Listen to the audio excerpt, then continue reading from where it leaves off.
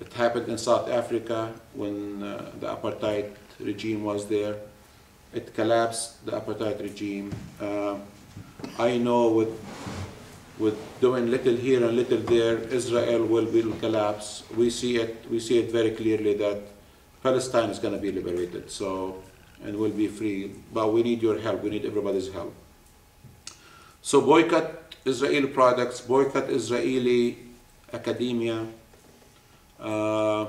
cultural groups. There's a cultural group that's coming on a tour of the U.S.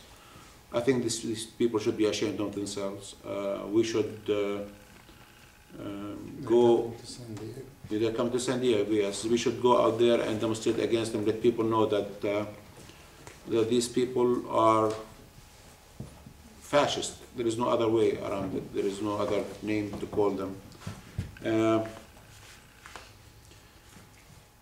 And thirdly, I think we should look at ourselves, at our peace and justice movement, or what's left of it, and start demanding that this peace and justice movement start living up to its name. Palestine is the center of pretty much every single crisis, peace and justice crisis in the world. Palestine should be displayed and fought with and fought for every single step of the way. This peace and justice movement here in the U.S.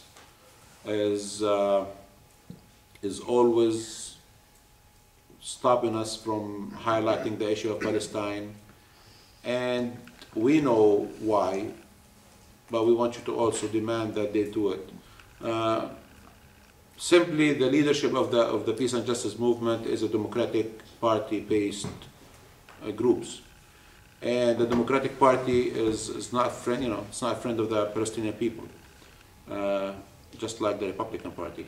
Israel is in control of them, and the leadership of the peace and justice movement has allegiance to the Democratic Party, and that's why they always keep putting Palestine off their map.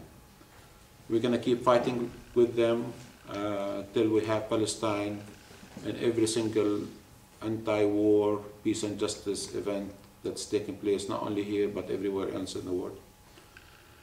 And we want you to keep coming to the teachings because it's very important that people know the fact.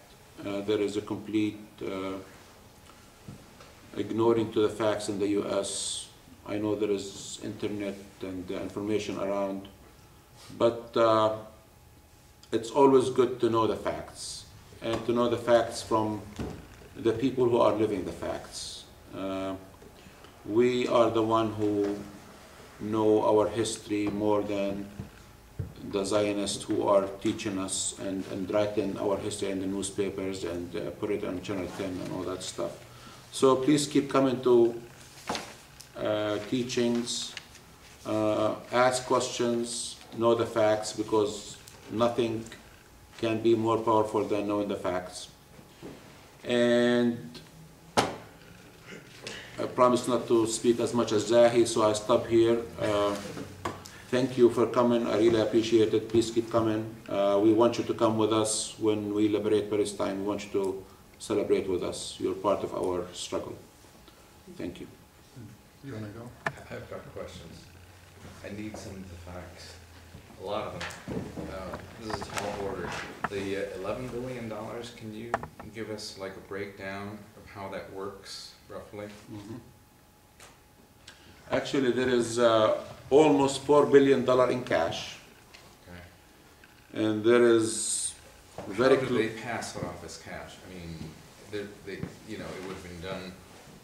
It would have been passed out as something, I imagine. No, it's actually a cash. Cash. Yeah, it's a cash. But it's for a what cash purpose? I mean, how do they write that off? I mean, U.S. aid. They give cash to Egypt. They give $2 billion to Egypt, for instance. Right. Yeah. Okay. So it's a cash sale.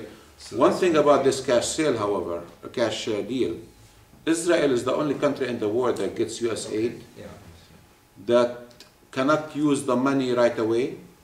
So they turn around, I mean, like this, almost $4 billion. They turn around and they loan it back to the U.S. Treasury. and get 6% interest on it. And then they get the money, whenever they need, a few $100,000 here, and they take the money at their will.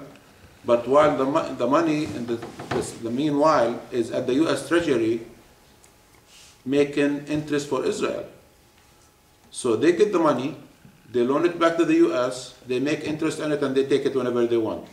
The rest of the countries that receive aid receive it on installments, like on 12-month installment or whatever. But Israel is the only country that gets it at once. There is 0.2 billion in military aid, sophisticated F-16 and F-18 or whatever. I mean, the weaponry is more than I do. And there is, every year there is like 3-4 projects that Israel gets a few $100 million on them. Like if they make a deal with the PA, the Palestinian Authority, they get awarded for that. If they promise Condoleezza Rice to close a couple of the checkpoints, they get awarded for that. So if you total them up, it'll become a little over $11 billion a year. Can I add to that, Yusuf? Sure.